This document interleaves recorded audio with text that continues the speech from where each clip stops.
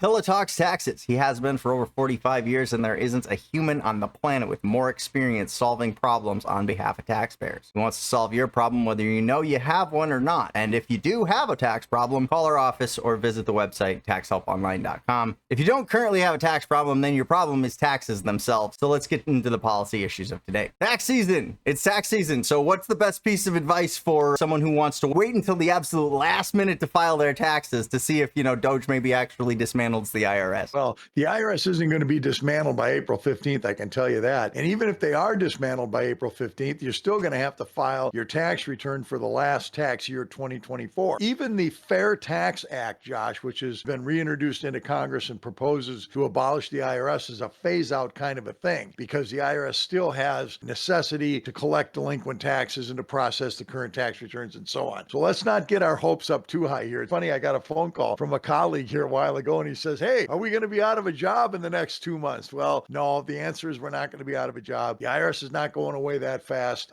DOGE is trimming things. There's no question about that. And the IRS is getting trimmed too, and that's a good thing. But the fact is they're not going away here anytime soon. There is one thing in mind that I have in mind that people can do. April's not in the question, but October? Is October in the question? File that extension? Well, yeah, you can get a filing extension. You don't even need a reason to get an extension of time to file your tax return from April 15th to October 15th. No reason is necessary, but you do have to file the form. It's form 4868 is an application for an automatic extension of time to file your return, pushes the deadline back 6 months. And as I said, you don't need a reason for it. You just file the form on time, you're good to go. But the IRS is not going to be gone by then either. All right. Remember, the Internal Revenue Service collects the nation's revenue. And if Congress is going to rethink how that's done, which I believe they're going to entertain rethinking how that's done, it's not going to happen in the next 6 months. This is a process that's going to play out over time. There's going to have to be a tremendous amount of investigation and discussion and debate into what is a better alternative than what we currently have. It's not something that's just going to happen in the next 4 to 6 months here. It just isn't. There's little hope to see the IRS be dismantled in time to not pay my taxes this year. That's what you're trying to tell me.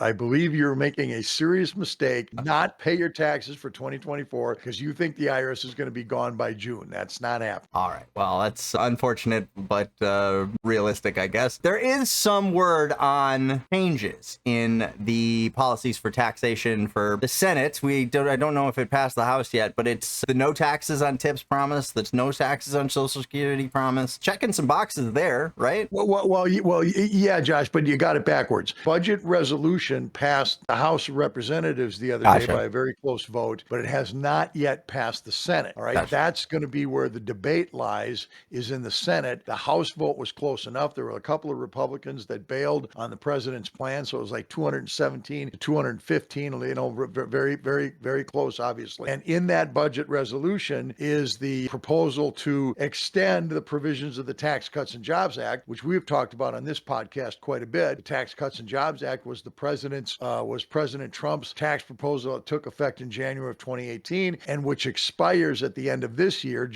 December 31st, 2025, if nothing is done to extend it. So this budget resolution proposal does intend to extend the Tax Cuts and Jobs Act. Now, how much of that will survive the Senate, we'll just have to see. But obviously, there's got to be a unified bill passed by both the House and the Senate, presented to the president for signature in order for this to happen. And this has got to happen before March. I believe the deadline is March 13th, before the government is slated to shut down without a spending package on the president's desk and signed by them. So this is what's going on. Is the House resolution is a proposal to cut taxes by $4.5 trillion over 10 years, right? Remember, this is spread over 10 years now. It's not 1 year, all right? And it's going to cut mandatory spending by $2 trillion during that period of time. So in discretionary spending, cuts by about $1.2 trillion during that period of time. So we got a combined package of tax reduction and spending reduction over that 10-year period of time that will propose to trim the government quite considerably. Well, somewhat. I won't say quite I considerably. was just gonna say, when you say big numbers like that, my eyes tend to glaze over because you don't really know the scale of the thing that in the trillions at that point. But it seems to me that 34 to 50 trillion dollars in debt is a lot of debt, and when we're operating at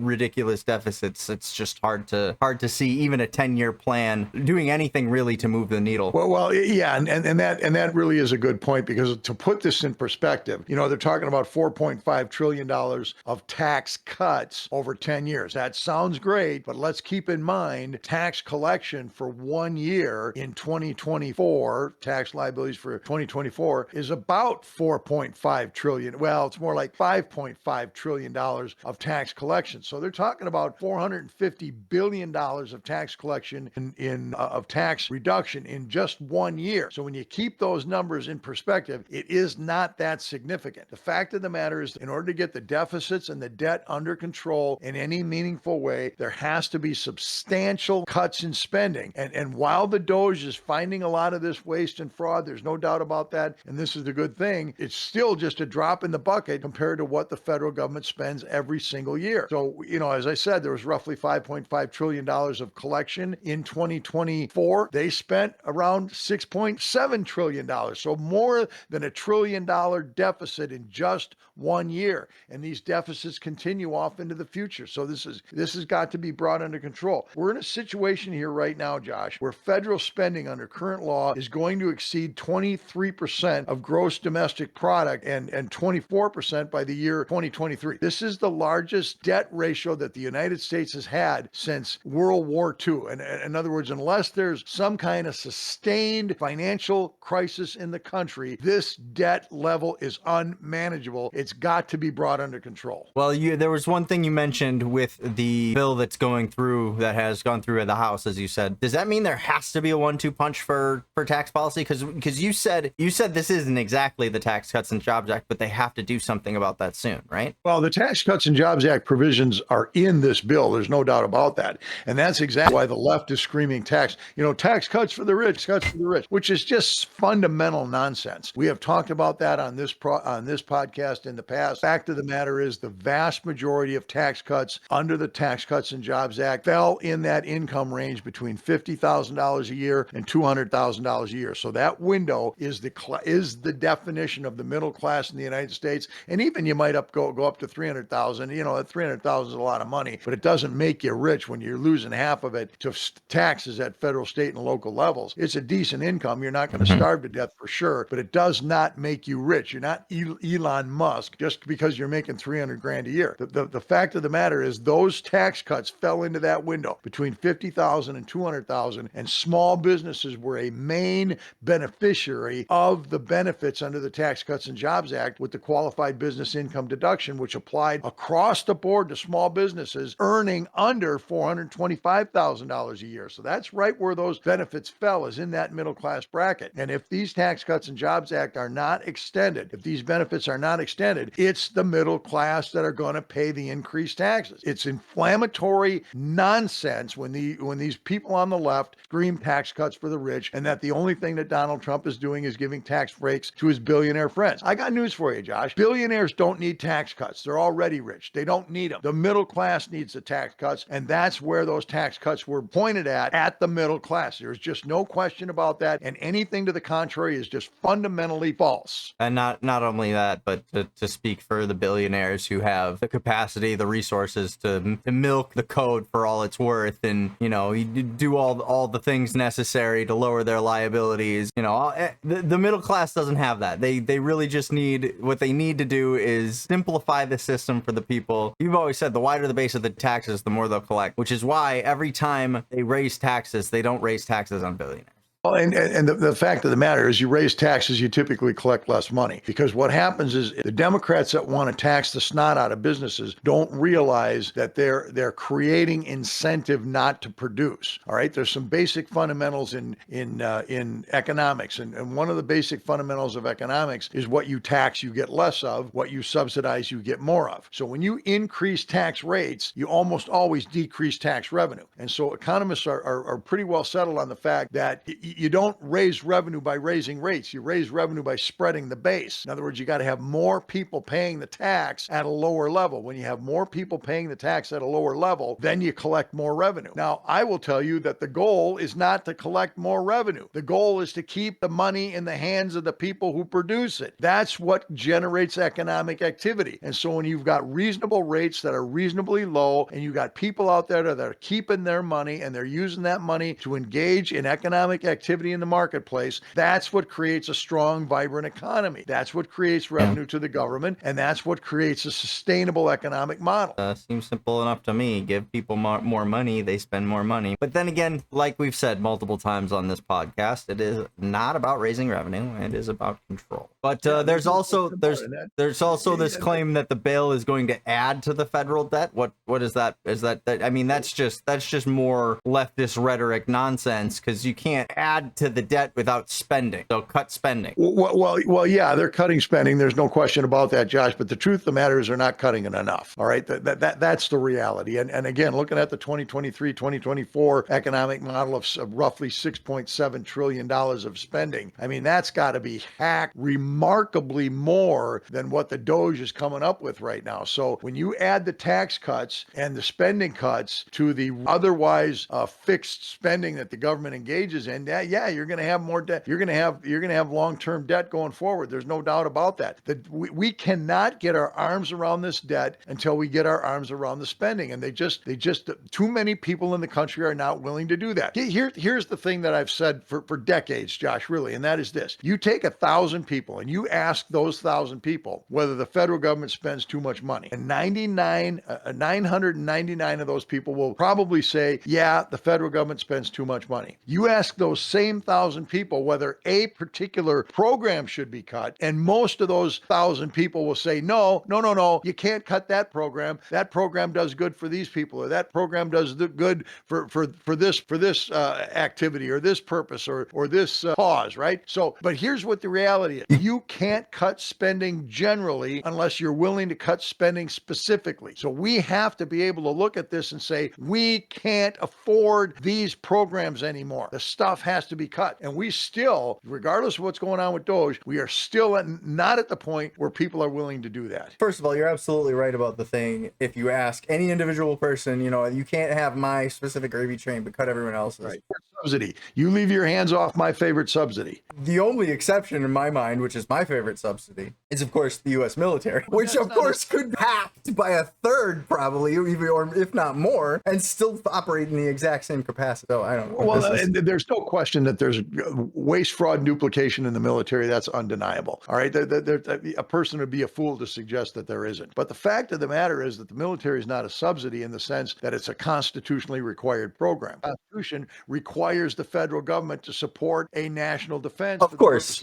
Defending the vital interests of the United States. So it's not a subsidy in that sense. However, if you ask if you talk to Raytheon and Boeing and some of these other contractors, you'll hear a different story. But the point is, what they will tell you is that they are legitimate defense contracts providing legitimate goods and services to the Defense Department, which are necessary to maintain essential national defense. Be their argument. Their companies are subsidized.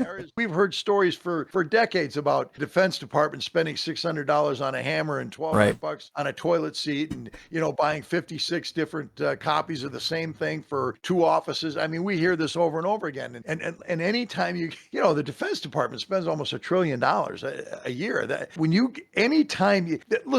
got something that is so big that no one person can pin down where this money's going, you got a problem by definition. This needs to be honed down at every level. There just is no question about it. Now we got the left that's screaming about Medicare being cut. Well, the fact of the matter is the word Medicare is not even in the budget resolution. So there's no specific cuts targeted at Medicare. There's no cuts targeted at Social Security beneficiaries other than waste and fraud. All right. Now, for somebody to suggest that there's no waste and fraud in the Medicare program is naive. And we've already learned with the DOGE analysis of Social Security that we got people that are 120, 130, 140 years old getting Social Security benefits. You tell me there's no fraud involved there? If we hone down the waste, fraud, and duplication in the Medicare and Social Security programs, that will make those programs stronger. It's not going to threaten their existence, it's going to make them stronger. But speaking of honing down all of the different aspects of the federal government, the IRS is